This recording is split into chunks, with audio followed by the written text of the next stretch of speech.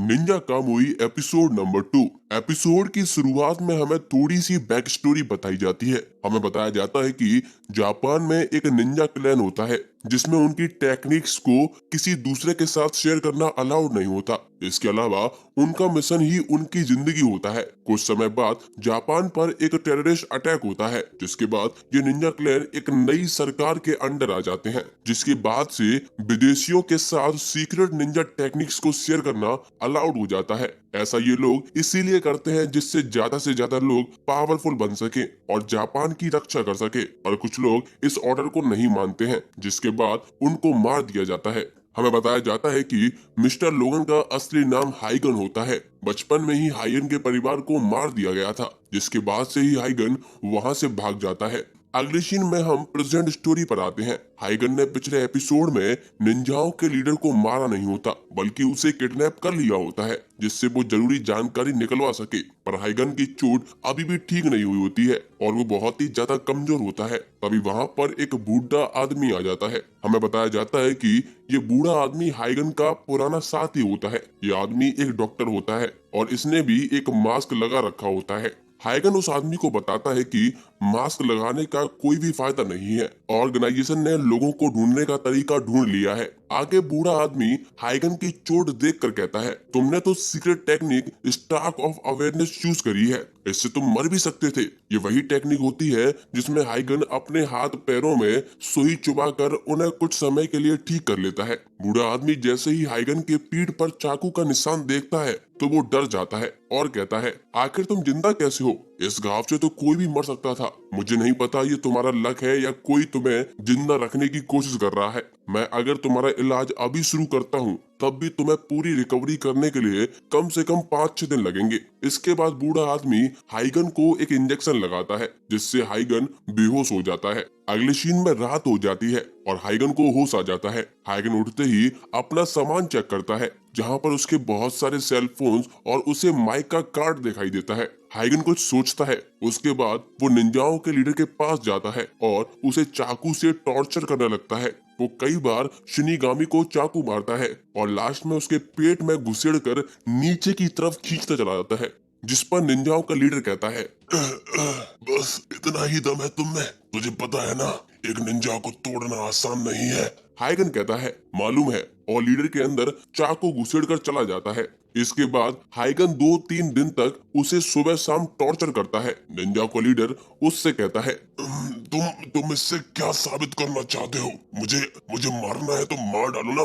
हाँ? इसके बाद हाइगन उस पर पेट्रोल छिड़क देता है, जिस पर निंजाओं का लीडर कहता है, अच्छा, अब मुझे याद आया, तुम्हारी बीवी। तुम्हें उसका चेहरा देखना चाहिए था, बहुत ही मजेदार था। बच्चे के चेहरे पर तो डर था, पर वो औरत, उसकी आंखों में गुस्सा और नफरत दिख रही थी। और एक कमाल की बात बताऊं, जितनी भी बार मैंने उसे मारा उतनी ही बार वो चिल्लाई।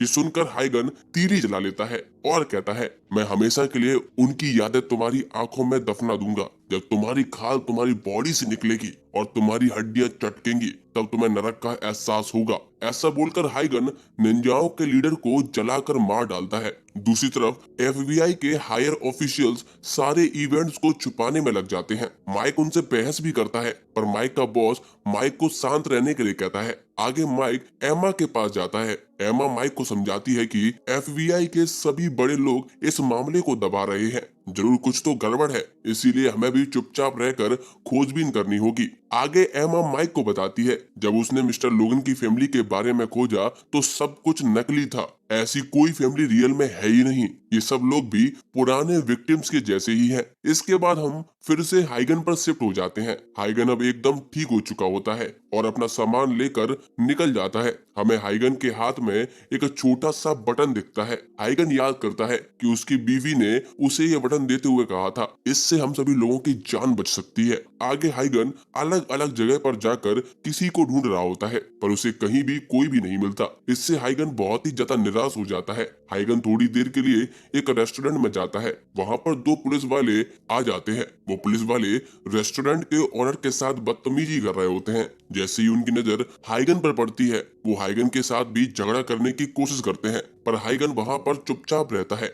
तभी एक पुलिस वाले को गुस्सा आ जाता है और वो हाइगन पर हाथ उठाता है। हाइगन उसका हाथ तो तोड़ देता है। तभी हाइगन काउंटर पर पैसे रखता है और जाने लगता है। तभी दूसरा पुलिस वाला भी पीछे से हमला करता है, पर हाइगन उसको डॉज करते हुए पुलिस वाले की तरफ एक मुक्का करता है, जिसके हवा से ही पुलिस वाला बहुत दूर जाकर गिरता है। इसके बाद हाइगन वहां से चला जाता है। रेस्टोरेंट के बाहर हाइगन को पुलिस वालों की गाड़ी दिखाई देती है, जिससे हाइगन को माइक की याद आ जाती है और वो माइक को कॉल करने के बारे में सोचने लगता है। इसके बाद हम माइक और एमा पर शिफ्ट होते हैं। एमा वीआर पर गेम खेल रही होती है, जिसे ओजा नाम की एक कंपनी ने बनाया होता है। ये एक बहुत ही बड़ी टेक जायंट कंपनी होती है और शहर में हर तरफ इस कंपनी का नाम चल रहा होता है। आगे माइक के पास एक अननोन नंबर से कॉल आती है। माइक पूछता है कौन है। वहाँ से आवाज आती है मैं हूँ लोगन। माइक एमा को उसे ट्रेस करने के लिए इशारा करता है। माइक कहता है लोगन, ऐसा तो कोई शख्स दुनिया में है ही नहीं,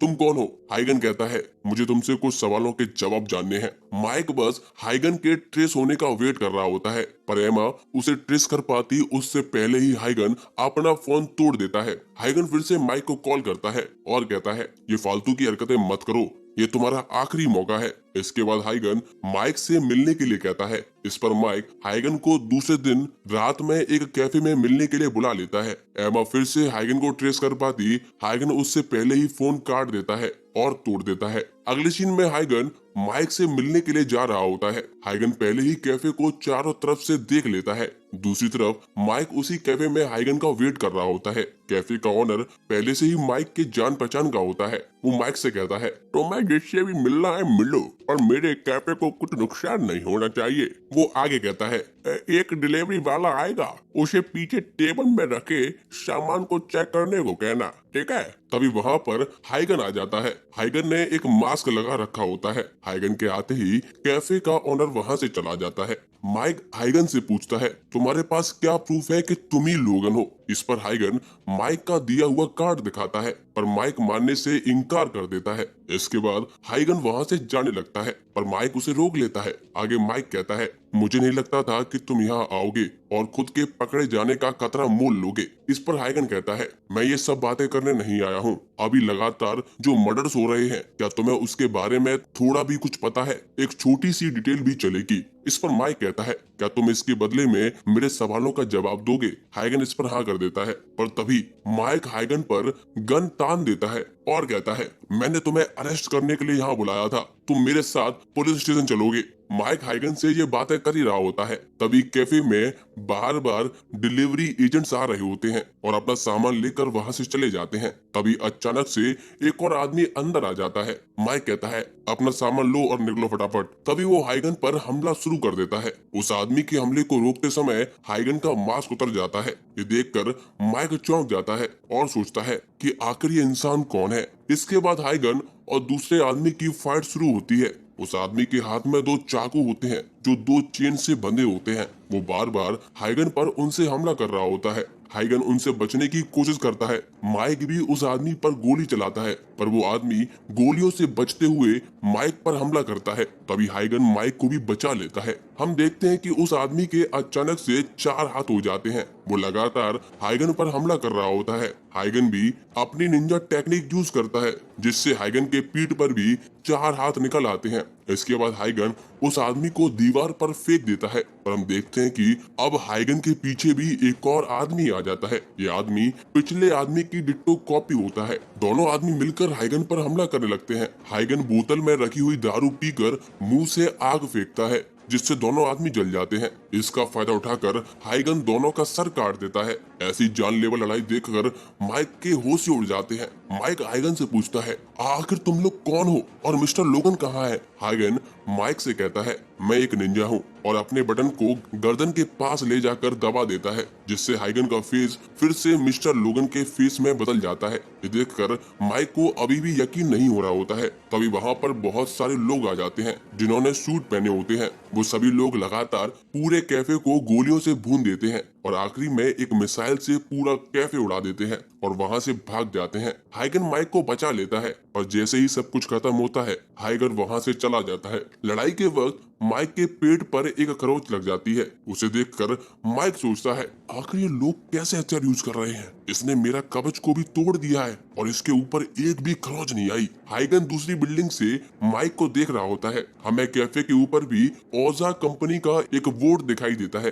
जो उनके प्रोडक्ट का एडवर्टाइज कर रहा होता है। एपिसोड के एंड में हमें एक आदमी दिखाया जाता है जिसने हाइगन को मारने का ऑर्डर दिया होता है। डाई नाम का आदमी उसे बताता है कि हाइगन इस बार भी बच गया है और इसी के साथ ये एपिसोड खत्म हो जाता है। दोस्तों बताइए आपको ये एपिसोड और ये सीरीज कैसी लग रही है, हमें कमेंट जरूर करें, हमें अच्छा लगता है।